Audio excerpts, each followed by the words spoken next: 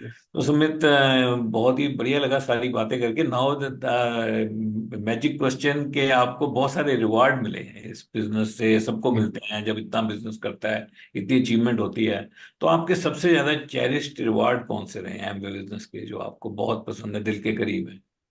एकदम चेरिश मतलब पर्सनली मुझे क्या पर्सनली रिवॉर्ड आपको पसंद है। कौन से रिवार्ड एमवे के सबसे अच्छे सी लगे हैं? आई फील कि एमबे में दो चीज़ें बड़ी अट्रैक्टिव लगती हैं, एक तो अर्निंग और दूसरा है लर्निंग। हम्म। वो अर्निंग जो आती है वो तो आती है, लेकिन कुछ मेरी ऐसी वो है नेचर कि मैं उसको ज़्यादा शो ऑफ नहीं करता हूँ, हम्म। और उसको सिंपल रखता हूँ।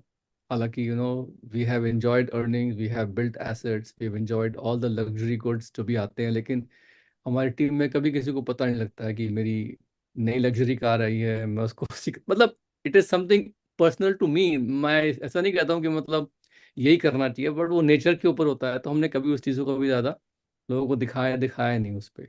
लेकिन जो लर्निंग होती मिलती है इस बिजनेस में, वो हमें बड़ी अट्रैक्ट करती है कि भाई you are always learning new things, having new experiences, and you are becoming a better version of yourself. तो जो दिल के मेरे बहुत करीब है वो ये है कि हमको इस बिजनेस के थ्रू एक बार उस वक्त के हमारे जो प्रेसिडेंट थे अब्दुल कलाम जी, उनके साथ एक उनका 4 या 5 नेशन का एक टूर था, उसमें ही invited us to be a part of his meetings in Ukraine, Kyiv में। तो हम लोग वहाँ गए थे उस वक्त, और उनके साथ जो भी हम लोगों ने पर्सनली पल बिताए, जिसमें उनको देखा कि वो कैसे रहते हैं, कितने बजे उठते हैं सुबह, कितने बजे रात में सोते हैं, सोने से पहले रसम राइस खा के सोते हैं, अपनी स्पीचेस खुद लिखते हैं, इंडिया के बारे में उनके क्या थॉट्स हैं। That was a priceless moment I feel कि जो शायद हम लोगों को, अगर हम इस बिजनेस में नहीं होते तो नसीब नहीं होता। So long story short, but we cherished that time spent with him a lot, amazing. because that was very touching to us and we really got inspired.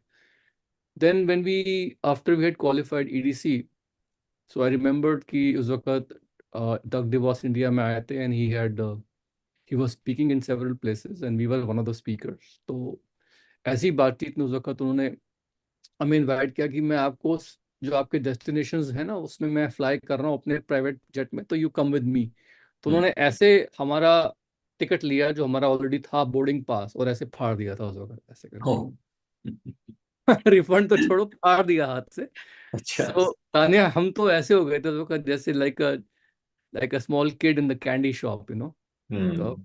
उनके साथ जो हम लोगों ने उनके प्राइवेट जेट में ट्रैवल किया और उनसे जो पर्सनल बातें करी, पर्सनल बातें, उनका भी वो सेम कि क्या खाते हैं, क्या सोते हैं, कैसे करते हैं, एक्सरसाइज का टाइम कब मिलता है। आ, उनके फादर के बारे में बात हो रही थी, ऋषि वाश जी के बारे में, तो उन्होंने तुरंत अपना एक आईपैड निकाला, बोला मेरे फादर के लिए एक मैसेज रिकॉर्ड करो अपना दोनों, मैं हम्म। उनको वापस जाऊंगा तो प्ले करूंगा, उनको अच्छा लगेगा। हम्म। एंड देन कुछ बात हो रही थी इंडिया के बारे में, वर्ल्ड के बारे में, तो उन्होंने फटाफट अपना एक ओल्ड स्टाइल का जो होता है ना पेपर वाला, एक एटलस मैप, एटलस की किताब होती थी ना, एटलस, हाँ, हाँ, जिसमें हाँ, पूरे हाँ, वर्ल्ड का बिल्कुल। मैप बड़ा डिटेल्ड होता था, वो निकाला। हाँ। हम लोग उसमें चेक कर रहे हैं, देख रहे हैं इंडिया के बारे में, यहाँ से वहाँ, उनके फ्लाइट, उनके प्लेन के बारे में डिटेल्स। वो अपने प्लेन को ना टाइम मशीन बोलते हैं, क्योंकि वो प्लेन यूएसए से इंडिया जो है ना, वो 11.5 घंटे में आ जाता है। सोचो आप वाह। इतना फास्ट कैसे ट्रेवल करता होगा। Hmm. Literally it was like amazing कि वो कहाँ रिफ्यूलिंग होता है, कैसे जाता है, क्या आता है, मैजिकल टाइम।